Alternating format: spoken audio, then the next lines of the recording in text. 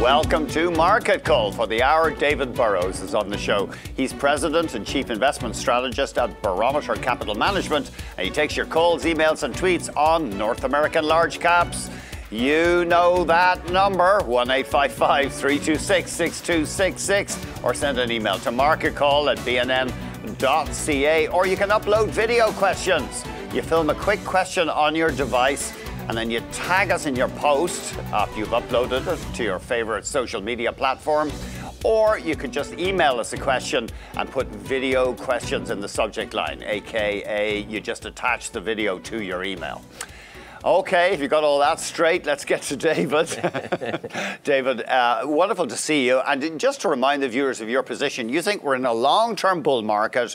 This is a correction, the current weakness. Look, we spent the last 3 years transitioning from the previous bull market, which was emerging markets and commodities driven by the growth in China, to a bull market in consumer-based developed markets, right? And as we've gone through that, we've had a slowdown in China, which is picking up a little steam. We've had problems with commodity prices, which has been an issue for Canada. So we're a little closer to the center of the problem. And ultimately, the U.S. is a winner when we look at low-priced, plentiful energy and low inflation. That's great for a consumer-based economy. However, as we've been going through that process, we've made the comment several times, the risk is that things get too difficult in China or emerging markets. You wind up with some credit problems. And we're at one of those pinch points where the question is, will all the debt that's been raised by the energy companies and commodity companies come home to roost? Oh, yeah. And that's an issue.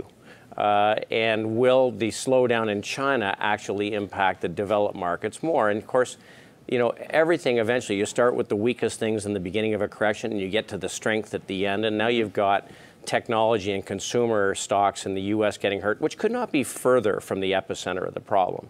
So you're getting in the late stages of a correction.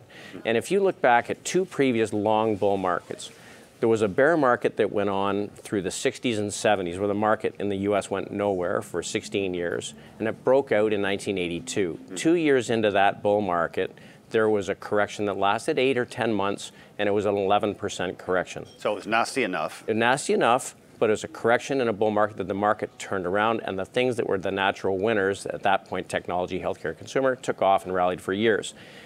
Coming out of the 30s and 40s, sideways market for almost 20 years, market broke out in 1951. In 1954, 3 years into that bull market, there was a correction. It was about 9% that lasted 8-9 months. So here we are. The problems really began in May of last year in emerging markets. They've slowly washed through global markets. The U.S. was the last one to get hit. U.S. markets down 10-11%. We're getting there. They're shooting some of the leadership stocks.